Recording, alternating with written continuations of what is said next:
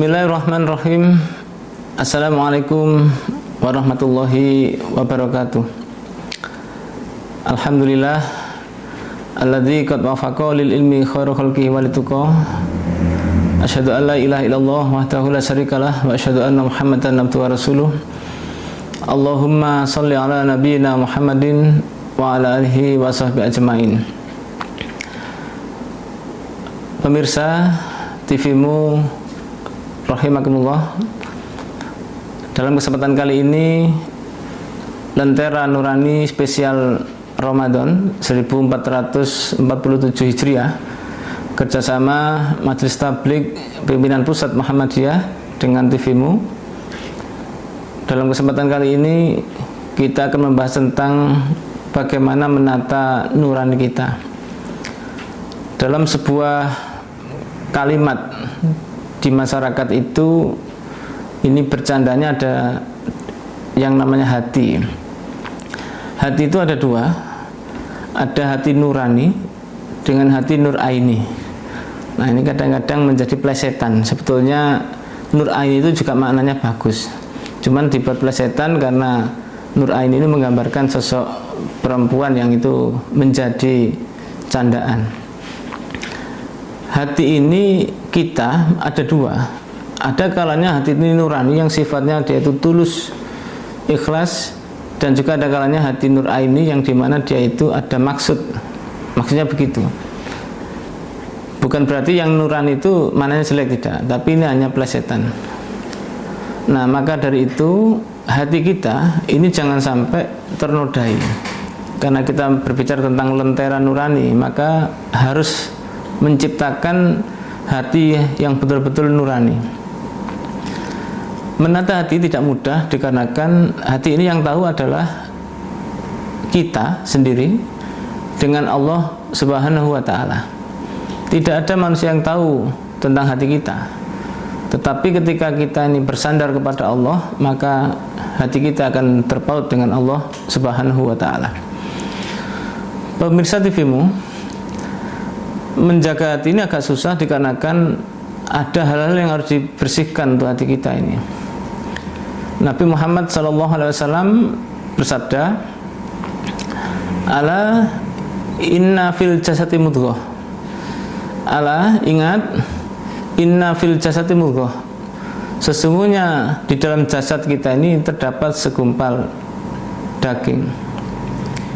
Idza saluhal jasad, ketika hati kita atau daging kita ini bagus, saluhal jasad kulluh, maka semua jasad kita pun juga akan jadi baik. Dan ketika hati kita ini tidak baik, wa idza fasadal jasad, maka ketika rusak hati kita ini, maka jasad kita pun juga akan rusak. Dari sini para pemirsa, kita bisa mendefinisikan bahwasanya Nabi menyampaikan dengan ala wahya al-qalbu, maka disitulah dikatakan hati. Nah, berbicara hati nurani yang baik ini, kita memang tidak bisa membersihkan secara maksimal kalau tidak semata-mata karena Allah. Maka menata hati kita ini setidaknya ada 4 pokok pikiran yang harus kita siapkan untuk menata hati kita. Dalam surat As-Sams, Allah juga menjelaskan fa'alhamaha fujuraha wa taqwaha. Manusia itu diberikan sebuah ilham tentang bagaimana berbuat yang fujur dan juga takwa. Qad aflaha man zakaha, sungguh beruntung orang-orang yang memang mau mensucikan. Dalam tanda ini, hati kita yang bersih itu jangan sampai kita tidak membersihkan, terus dijaga. Wa qad khaba man dasaha, dan rugi orang-orang yang mengotorinya. Jadi kita ini pada prinsip menjaga yang namanya hati kita ini. Dalam kesempatan kali ini kita sadar manusia itu semua amalnya akan rusak. Ada makalah dari ulama menyampaikan halakan nasu illa alimun halaka amilun illa khalisun. Jadi ketika kita ini mengatakan bahwasanya manusia itu beramal, akan dikatakan rusak. Halakan nasu, rusak manusia itu illa alimun, kecuali dia memang harus berilmu. Halaka alimun illa amilun, maka rusak orang-orang yang berilmu itu kecuali tidak diamalkan. Dan halaka amilun illa khalisun, dan rusak orang-orang yang beramal kecuali dengan keikhlasan. Karena hati ini berkaitan dengan sebuah keikhlasan, maka yang pertama dari 4 pilar tadi adalah kita harus menjaga yang namanya hati kita dengan menata niat. Kita tata mulai dari awal. Karena menata niat itu tidak mudah. Karena niat itu akan berbolak-balik. Niat yang awalnya bagus kemudian masuk, maka dia tidak. Maka mulai dari awal nawaitunya, niatnya juga harus dijaga. Dan menjaga niat ini merupakan konteks yang sangat luar biasa. Karena yang tahu kita. Kadang-kadang setan itu menjadikan kita ini pangsa pasar. Dan kita tidak sadar. Baik itu di organisasi, di kelompok apapun, di sosial dan sebagainya. Yang namanya manusia itu mesti ingin dipuji daripada dikritik. Maka pujian-pujian itu menjadikan niat kita akan berubah. Yang mestinya baik akan menjadi tidak baik. Maka ketika kita sudah menata niat karena Allah, maka mulailah dengan bismillah. Jadi niat ini betul-betul bismillah. Karena Allah. Kita menyebut, kita melangkah karena Allah. Ini yang pertama. Yang kedua, para pemirsa, kita sadar di antara niat itu, maka kita butuh yang namanya pemahaman tentang ilmu. Ilmunya bagaimana? Jadi berilmu itu akan menjadikan niat kita tertata, menjadikan amal kita juga tertata. Maka penting orang itu berilmu, yang nanti akan kita jelaskan tentang. Maka ketika contoh saja, orang niat berilmu dengan tidak, ini berbeda. Laisa sawaan alimun wa jahilun. Beda antara orang yang alim dengan yang bodoh, itu berbeda. Bodoh dalam tanda kutip, dia tidak menguasai tentang ilmunya itu. Dari sini para pemirsa, kita sadar betul bahwasanya orang yang berilmu ini bisa menjaga dirinya. Menjaga dirinya karena dengan ilmunya dia akan bisa menata dirinya. Karena ilmu itu yang kita tunggu adalah ilmu yang bermanfaat. Maka kebermanfaatan ilmu itu yang menjadikan ketata. Salah satu contoh, niat itu tidak sembarangan. Kenapa? Di dalam kitab-kitab, mulai yang tebelnya ini 4 jilid katakanlah, namanya Sahih Bukhari ya, itu 4 jilid. Hadis pertama diawali dengan innamal a'malu binniyat. Kitab yang sedang itu ada namanya, katakanlah kitab Riyadhus Shalihin. Itu di hadis pertama innamal a'malu binniyat. Bahkan yang tipis ada kitab namanya Arba'in Nawawi, itu juga innamal a'malu binniyat. Loh, kenapa para pengarang dalam tanda kutip kitab-kitab ini menempatkan ini nomor 1? Di bab awal itu kenapa ada hadis innamal a'malu binniyat? Karena ini penting. Dan kalau kita belajar qawaidul lughah, tata bahasa Arab, kenapa dikatakan di depan ini innama? Innama ini adalah adat qasar untuk meringkas semua amal, apapun itu. Maka dimulailah dengan niat. Nah, ini para jamaah, kita sadar betul. Ketika beramal kita itu kalau tanpa niat yang baik karena Allah, maka akan rusak. Dan disitulah manusia itu akan terjebak pada satu rutinitas. Dan yang kedua, pujian-pujian. Yang ketiga, ketakutan. Jadi ini akan mempengaruhi niat kita. Melangkah kita, niat kita, itu semua ada pengaruh. Sehingga dengan niat yang betul-betul kita tata ini, itulah dengan ilmu. Maka ini berkaitan. Yang pertama niat, yang kedua harus berilmu. Orang mukmin, orang Islam itu harus berilmu. Man arada dunya fa'alaihi bil ilmi. Wa man aradal akhirata fa'alaihi bil ilmi wa man aradahuma fa'alaihi bil ilmi. Manusia ini ketika memiliki ilmu, dia akan bisa menata dirinya di dunia, di akhirat, bahkan keduanya akan tertib. Sehingga dengan ilmu itu dia akan bisa terarah. Nah, ilmu kalau kita mengacu pada itu, Nabi Muhammad SAW juga menyampaikan, wa may yuridillahu bihi khairan yufaqihu fiddin. Barang siapa yang Allah kehendaki kebaikan pada manusia tersebut, pada hamba itu, yufaqihu fiddin, Allah pahamkan ilmu agama pada orang tersebut. Yufaqihu fiddin ini sebagai jawab daripada man.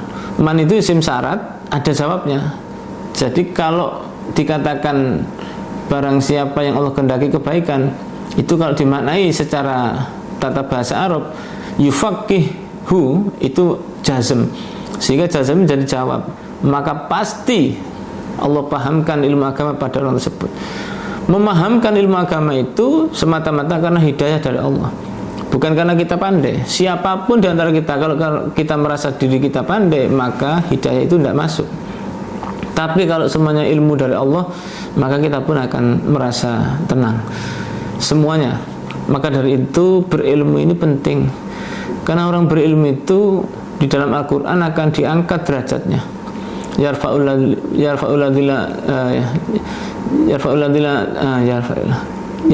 ya, itu dikatakan Allah akan mengangkat. Dan itu yarfa itu kan jazm, dijarkan itu dikarenakan memang yarfa'illahul ladzina amanu minkum, itu karena memang dia menjadi jawab. Nah, maka dikatakan itu menjadi kata kunci. Allah akan mengangkat derajat orang-orang yang beriman dan berilmu.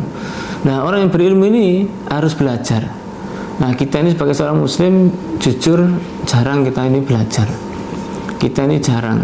Mungkin kita ini berorganisasi, kita ini bekerja, kita ini beramal banyak, tetapi ngajinya juga harus banyak. Dulu kalau kita melihat ya Kiai Haji Ahmad Dahlan, kemudian Kiai Haji Hasyim Asy'ari, para tokoh-tokoh terdahulu itu juga ngaji. Kenapa? Dengan ngaji itulah Allah akan pahamkan ilmu agama pada diri kita. Jadi para pemirsa, memang agak susah ya, menjaga hati kita ini susah. Susahnya apa? Tidak ada yang tahu. Tapi ketika kita berilmu itu paling tidak kita akan dijaga itu. Jadi memang agak susah. Nah, tapi inilah perjuangan kita. Berilmu itu penting sekali. Karena kalau tidak begitu, kita akan kalah. Pinter setannya daripada manusianya. Nah, saya berpikir begini. Kita ini berilmu itu tidak bisa tidak. Nabi Muhammad saja setiap malam itu belajar dengan malaikat Jibril. Itu luar biasa. Nah, kita ini ya mohon maaf, kadang-kadang apakah kita sudah profesor, doktor, apakah sudah dikatakan cukup? Belum. Thalabul ilmi minal mahdi ilal lahdi. Mencari ilmu itu mulai dari ayunan sampai kita mati terus harus belajar. Maka keberlangsungan ilmu itu ada pada diri kita. Kita harus banyak belajar. Jangan merasa cukup, tapi teruslah merasa belajar. Ada kisah Nabi Musa alaihissalam ketika merasa cukup pandai, maka disitulah Allah ingatkan dengan istilahnya ada Khidir. Khidir ini ada mengatakan nabi, ada yang mengatakan orang alim, wallahu a'lam bishawab. Tapi kita melihat para fuqaha banyak mengatakan nabi Khidir, meskipun ada yang mengatakan tidak. Sebut sajalah itu Khidir gitu aja. Ketika kita mengatakan begitu, Nabi Musa kelihatan tidak berdaya ketika bertemu dengan Khidir. Kenapa tidak berdaya? Allah tunjukkan, karena semua ilmu itu berasal dari Allah. Nah, para pemirsa, ayolah kita ini mengkaji. Kenapa kok mengkaji atau ngaji kamu? Ketika kita tahu Al-Quran, kita tahu hadis, itulah ilmu-ilmu kita. Kita sadar betul kita ini siapa. Kita ini adalah orang yang lemah, kita ini orang yang kekurangan, karena Allah lah yang mencukupkan itu semuanya. Jadi hakikatnya ngaji itu kita sadar kita ini bukan siapa-siapa. Kita bisa begini begitu itu karena Allah semuanya. yang menggerakkan kita, yang juga meluruskan kita itu karena Allah. Inna huda hudallah, dan itu merupakan kata penting bagi kita. Dengan orang berilmu itu, semakin dia berilmu maka dia akan semakin menunduk, semakin dia tawaduk, dia merasa bukan siapa-siapa, tapi memang Allah yang menjadi kata kuncinya. Maka pilar yang kedua ini, para pemirsa, ayo kita ini mengkaji, karena ngaji itu faedahnya luar biasa. Sehingga kalau kita melihat Allah akan memahamkan ilmu agama itu agak susah, karena semua yang kita lakukan itu betul-betul faham. Orang berilmu itu dia akan berpikir. Orang berpikir sekali, orang berilmu itu berpikir 3 kali. Karena orang berilmu itu akan tahu mana ini manfaat, mana ini madorot. Dipikir, oh iya begini. Cangkruknya orang berilmu dengan cangkruknya orang tidak berilmu itu berbeda. Cangkruknya orang berilmu dia akan berpikir tentang kebaikan, kemanfaatan, dan kemadorotan. Tapi cangkruknya orang yang tidak berilmu tidak ada dampak sama sekali. Nah, malah kadang-kadang bisa menjadi kerusakan. Nah, dari situ sangat beda. Maka harus kita ini mencari ilmu sebanyak mungkin sebagai bekal kita. Ilmu ini luas, ilmunya Allah luas. Jangan sampai kita berpikir satu titik, tapi kita harus berpikir pada ilmu-ilmu yang lain yang bisa menjadikan kita lebih terjaga. Karena ilmu ini hakikatnya untuk menjaga kita. Makanya dikatakan di sebuah kisah itu, apa kita ini mementingkan ilmu atau uang? Karena kadang-kadang ada orang yang mengatakan ada uang kita jalan, tidak ada uang kita tidak jalan. Sebetulnya beda. Orang yang berilmu bisa menghasilkan uang, orang beruang belum tentu bisa menghasilkan ilmu. Karena orang yang berilmu itu dia akan bisa melakukan dengan segala daya, dengan segala upaya yang dia miliki. Maka pemirsa, orang berilmu itu ditinggikan derajatnya oleh Allah, karena Allah juga menyampaikan, yarfa'illahu alladhina amanu minkum walladhina utul ilma darajat. Nah, ketika itu ya kita sadar betul lah, sadar kalau diri kita ini sebetulnya diangkat derajat kita oleh Allah karena kita berilmu. Maka kalau kepingin derajat kita diangkat, ayo kita mengkaji. Yang ketiga, para jamaah, pilar yang ketiga ini kita menyadari ilmu itu harus diamalkan. Kenapa? Karena hakikatnya sekarang ini orang mencari ilmu itu ya hanya kepingin tahu pintar, ingin dianggap orang pandai gitu aja. Tapi harus diamalkan, karena di luar itu banyak yang belum berilmu dan tugas kita adalah dakwah. Nah, maka orang mengamalkan itu adalah hakikatnya dia itu dakwah, sehingga ilmunya menjadi bermanfaat. Wa ilmin yuntafa'u bihi, ilmu yang bermanfaat itu akan mengalir sebuah jariyah yang luar biasa. Sehingga kalau kita menerapkan amal itu, maka jariah kita ini adalah dengan ilmu tadi. Nah, ilmu yang kita manfaatkan bagaimana? Satu, bermanfaat untuk diri kita dulu. Kan kadang ada orang itu apa bahasanya? Jargoni itu ngajar-ngajar tidak ngelakoni gitu. Nah, itu jangan sampai terjadi. Maka butuh pepatah ulama itu, al ilmu bila amalin kasajari bila samarin. Ilmu yang tidak diamalkan seperti halnya pohon yang tidak berbuah. Nah, maka buah-buah ilmu itu yang menjadi luar biasa. Al adabu samratul ilmi, al adabu fauqal ilmi. Adab, tata krama itu buahnya ilmu. Ada yang mengatakan adab, tata krama itu di atas ilmu. Nah, maka mengamalkan itu dengan bentuk yang baik, mengamalkan dalam bentuk yang tata krama, itu adalah buahnya.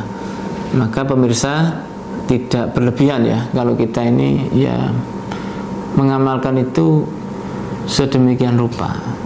Kenapa demikian? Kalau kita tidak mengamalkan, maka nurani kita akan rusak, nurani kita akan tidak baik.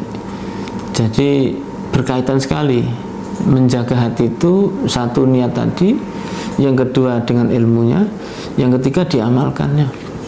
Maka dengan itu, mengamalkan itu bagian daripada perjuangan kita menata hati tadi. Nah, menata ini tidak mudah memang. Ya harus diamalkan. Paling tidak kita ini mengamalkan dalam bentuk yang sangat sederhana, yaitu untuk diri kita lah.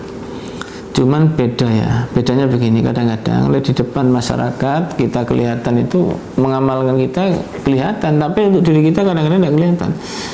Makanya kita sadar orang maksiat itu bukan kelihatan orang, tapi dia bisa sendiri, bisa. Apalagi zamannya sekarang sudah canggih, ada handphone dan sebagainya. Maka mengamalkan itu kita mulai dari diri kita, ke keluarga kita, dan juga orang lain. Maka kalimat yang penting yang kita fahami adalah ilmu itu menjadi lentera nurani kita, lentera masyarakat secara umum. Dan lentera-lentera itu dibutuhkan sehingga tepat dengan tema atau acara yang dilakukan Majelis Tabligh bersama TVmu ini, lentera nurani. Dan dari sini para pemirsa, kita sadar betul amalan-amalan yang harus kita lakukan ini betul-betul berdasarkan ilmu, sehingga ilmu akan menerangi kita dan juga menerangi yang lain, sehingga kita dakwahkan, kita sampaikan di seluruh lapisan masyarakat yang ada di muka bumi ini.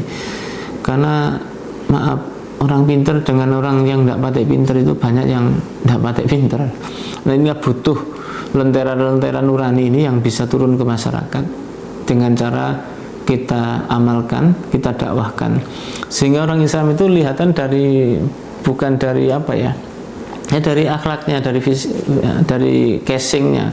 Kadang-kadang casing itu dalam arti casing perilaku, casing akhlak, bukan casing baju, bukan ya, bukan, tapi casing akhlak yang dia itu tutur katanya bagus, dia jujur. Nah, itu dari situlah itu akan kelihatan. Oh, le bahasa orang Jawa, ajining rogo soko busono, raganya itu dilihat dari busana, lihat hatinya orang itu dari akhlaknya. Nah, dari sinilah kita agak berat kalau kita ini tidak mengamalkan. Jadi kalau kita mengamalkan itu hakikatnya ya nyun sewu, tidak perlu kita pamer saya ini orang baik, tidak perlu. Dengan kita berakhlak baik, orang akan menunjukkan oh itu orang baik. Bukan berarti sekali lagi, tapi tetap dari awal kita sudah niat karena Allah ya, niat karena Allah sudah bagus, kemudian baru kita berilmu sehingga tata hati kita sudah tahu ilmunya begini-begini, maka kita amalkan. Nah, dari sini termasuk ya kita harus sadar ini adalah niat karena Allah. Dan kemudian yang terakhir, para pemirsa, ya kita harus istiqomah. Istiqomah ini ya unsurnya harus ada kesabaran. Memang kadang-kadang wong itu gampang mutung, ya kan, gampang capek, gampang, ini biasa manusia itu ada kalanya lelah. Maka lelah itu akan menjadi lilah dengan cara kita beristiqomah. Istiqomah ini berat. Al istiqomatu alamatul karomah. Istiqomah itu tanda kita akan menjadi mulia. Nah, bagaimana caranya? Ya kita harus berjuang. Ini ngomong berjuang itu ya butuh kesabaran. Nah, maka istiqomah ini ya memang sabar, tidak boleh gampang mutung. Ya harus kita lakukan betul. Kadang capek, iya, memang capek kita ini. Tapi kadang-kadang ada pemirsa, kita ini jadi orang Islam, wis begini. Orang baik kok mesti diusik, orang baik kok mesti dapat ujian yang begini-begini. Ya memang karena Allah cinta dengan orang yang baik, ya dikasih ujian. Makanya dulu ada mengatakan harap tenang ada ujian. Itu waktu kita ujian-ujian itu kan begitu, harap tenang ada ujian. Nah, kita naikkan karena kita berilmu, ya harap senang ada ujian. Nah, ini senang itu kenapa? Ya kita diuji oleh Allah itu, nah derajat kita akan diangkat. Nah, diangkat derajat itu karena apa? Karena kita ini orang-orang yang berilmu, sehingga betul-betul menata hati, berilmunya dilakukan dan juga diamalkan. Dan yang mengamalkan ini tadi jangan sampai mandek, kena semprot orang, kena fitnah orang, kena disalahkan orang, kita ini mutung, jangan. Maka harus konsekuensi kita menjadi orang-orang yang baik itu harus sabar, sehingga dengan sabar itu muncul istiqomah ya. Istiqomah ini waduh luar biasa berat. Memang orang berjuang itu tidak mudah ya. Kalau tidak mudah itu ya memang, tapi jangan lupa fahala atau ganjaran bagi orang yang mendapatkan fahala luar biasa itu ya orang-orang yang istiqomah. Dan Allah akan melihat, tidak melihat apa ya, banyaknya tapi istiqomahnya. Sedikit tapi istiqomah itu lebih baik menurut Allah daripada banyak tapi mandek. Contoh, orang sholat duha 8 rakaat seminggu selesai, wis kapok, kesel. Daripada begitu ya mending 2 rakaat tapi terus 2 rakaat saja, tidak banyak-banyak tapi terus istiqomah. Ya ini yang susah. Karena orang istiqomah tadi, waduh berat, makanya harus kita lakukan. Nah, para pemirsa, mulai dari menjaga hati dengan cara niat, kemudian kita berilmu, kemudian kita ini berdakwah atau mengamalkan, beramal. Yang ketiga, beristiqomah. Ini menjadi 4 pilar penting. Jadi ibaratnya ya, kalau kita melihat rukun, ini 4 rukun ini tidak boleh dipisah. Kalau dipisah, aduh ini berat. Dalam konteks perjuangan ya, ini satu hilang, kursi apa, meja ya, meja itu kan kakinya 4 ya. Kalau kakinya hilang satu, ini bahaya itu. Apalagi hilang 2, jatuh nanti. Tapi kalau 4 ini sama-sama menguatkan, mulai dari hati sudah ditata kuat, bismillah nawaitu, nah umpamanya itu bahasanya orang-orang nawaitunya kuat ya, bismillah, maka ini modal dasar. Yang kedua, ayo kita ini ngaji, berilmu. Jadi kita ini jangan sampai dibujuk setan, karena setan tuh waduh sadar, tidak percaya. Ayo kita lihat, orang yang ahli ibadah itu mudah bagi setan dikalahkan daripada orang yang berilmu. Kenapa demikian? Orang yang berilmu itu tidak gampang dibujuki oleh setan. Nah, tidak gampang. Kenapa? Dia mikir, ini apa ini? Nah, tapi orang beribadah saja, ahli ibadah saja, oh gampang setan. Setan akan menghembuskan. Menghembuskan apa? Menghembuskan, oh kamu ahli ibadah. Oh, itu sudah muncul pujian-pujian. Dipuji sedikit saja, itu akan menjadi rontok kita. Nah, maka pujian itu hanya milik Allah. Segala puji hanya milik Allah. Maka kita pun dipuji biasa-biasa saja. Apakah tidak boleh dipuji? Boleh, tapi jangan sampai keterlaluan. Kalau keterlaluan kita akan lewat. Nah, setan menang. Manusia itu kalau dikipasi, dipuji, senang, wah itu sudah luar biasa. Maka ketika kita dipuji orang, alhamdulillah, segala puji milik Allah. Berarti maknanya apa? Hakikatnya itu dari Allah semua, sehingga yang mengangkat derajat kita Allah, ya kita kembalikan kepada Allah. Maka pemirsa, sekali lagi ngaji itu penting sebagai penguat daripada niat. Dan tadi saya ulangi lagi, yang ketiga, ayo kita beramal, karena beramal ini berat soalnya. Mengamalkan itu waduh luar biasa. Ini menjadi kata kunci kita bersama-sama. Dan yang terakhir itu adalah istiqomah. Istiqomah ini bagian sekali lagi yang terpenting. Kadang manusia itu boleh capek, boleh, tapi jangan terus.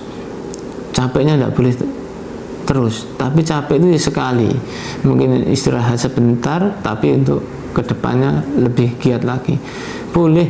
Makanya Imam Syafi'i itu membagi waktu 3, waktu ibadah, waktu bekerja, waktu istirahat.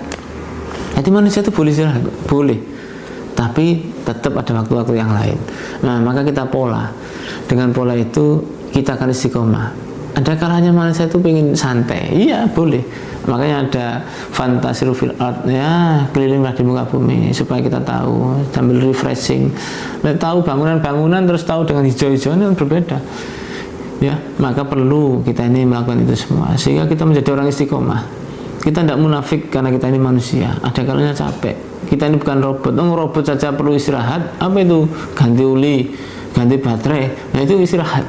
Nah, kita ini istirahatnya apa? Ya, dengan cara kita melakukan itu. Maka pemirsa, dengan poin itu kita akan menjadi orang-orang yang luar biasa, sehingga Lentera Nurani spesial Ramadan 1447 Hijriah kerjasama Majelis Tabligh dengan Majelis Tabligh Pimpinan Pusat Muhammadiyah dengan TVmu, ini merupakan bagian penting yang bisa kita saksikan bersama, saling mengingatkan, watawasau bil haq watawasau bis sabr, itu akan berjalan dengan baik. Mungkin itu yang bisa kami sampaikan. Jika ada kebenaran semata-mata dari Allah, jika ada kekurangan, kami pribadi selaku manusia banyak kekurangan. Ihdinas siratal mustaqim, fastabiqul khairat. Wassalamualaikum warahmatullahi wabarakatuh.